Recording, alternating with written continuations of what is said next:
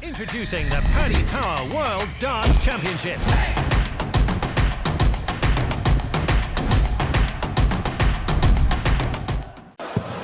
180! Luke Humphries, congratulations. The smile on your face says it all. You have defended one of these titles that I know you were so desperate to.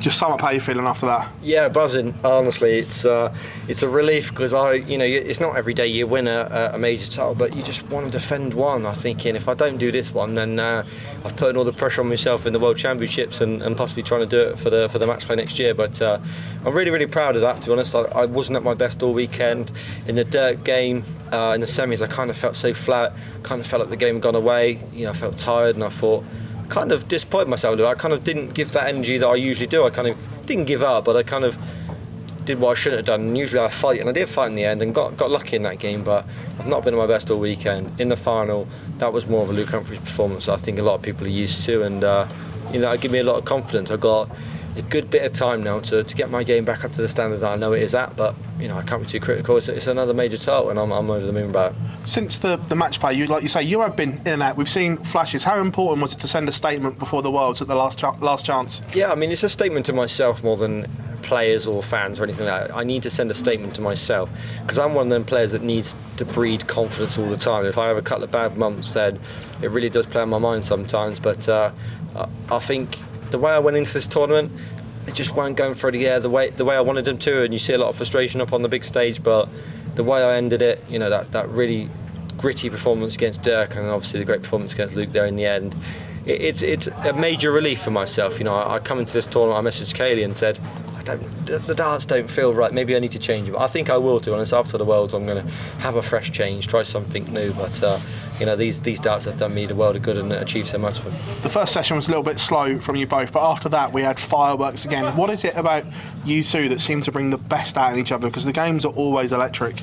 Yeah, I feel like a lot of people expect these 110 averages from us when we play in finals, and at the start I think we just tried too hard. I think we were just trying to knock lumps out of each other, and we were trying too hard to hit them treble 20s, and as soon as we relaxed, the big finishes were coming from Luke and the big scores were coming from me, and in the end it was a really good game. But the first 6 legs it was poor from us both, but he let me in, and if I'd have done the same to him, he probably would have gone on and won.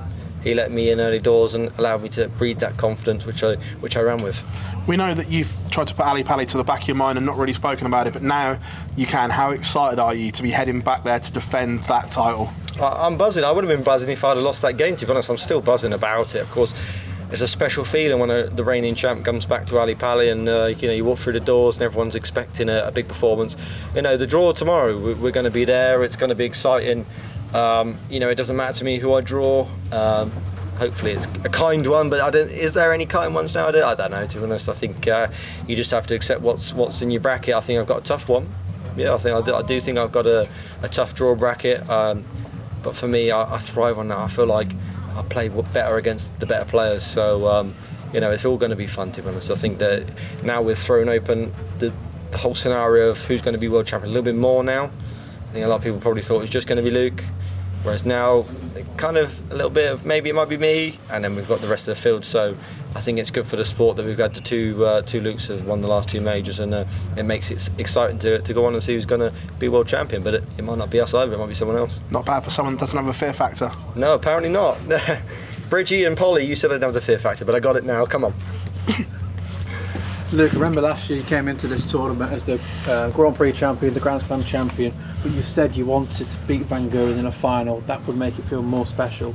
Does it have the same feeling now beating Luke Littler in the final, considering 3-time major winner, Grand Slam Premier League champion? Yeah, of course it does. Yeah, I think it wasn't just about the likes of beating Michael Van Gogh in the final. It's like you want to beat the best player at that moment. I think when I beat Michael last year in the Players' Championship final, he was, I know I'd won 2 majors before that, but I still do think he was the best player in the world at that time.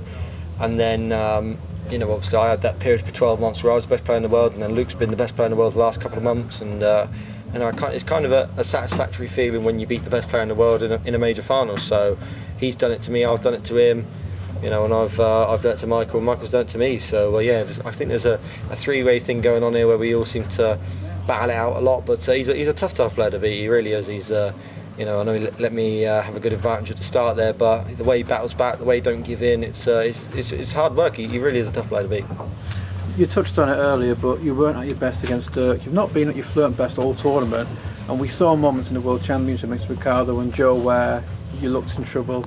But is that sort of where you've come maybe sort of 18 months ago you weren't there, whereas now when you are in trouble, you just always seem to find a way. Even when Luke was coming back there, 164, 170, just put your foot on the gas again.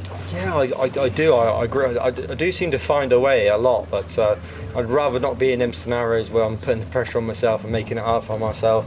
I must admit, I didn't feel like my best this tournament. Getting to that final, I don't think maybe there was a little moment in the Barney game where it looked like the real Luke Humphries, but apart from that, there was a lot of slop darts from myself. I kind of going in and out of form, but I showed my class in the end. That's the most important thing. But it's made me believe that I need to go on the practice board after Monday, after the World Championship media day, and start putting in a lot more effort, because if I don't put in the effort, I won't reap the rewards. So I know that I'm going to have to put a lot more effort into to go back to Ali Pali on the 15th and be in better shape. And on that World Championship, your main rival is Luke Littler. So do you gain more confidence having beaten him in a recent major final rather than if it was somebody else? Yeah, of course. Yeah, of course. But I don't think it really matters. I think when you're at a level like we're at, it's kind of anybody's game. It doesn't matter if I've beaten him 8 times on the trot, he beat me 8 times on the trot. I think you go into that game and anybody can win.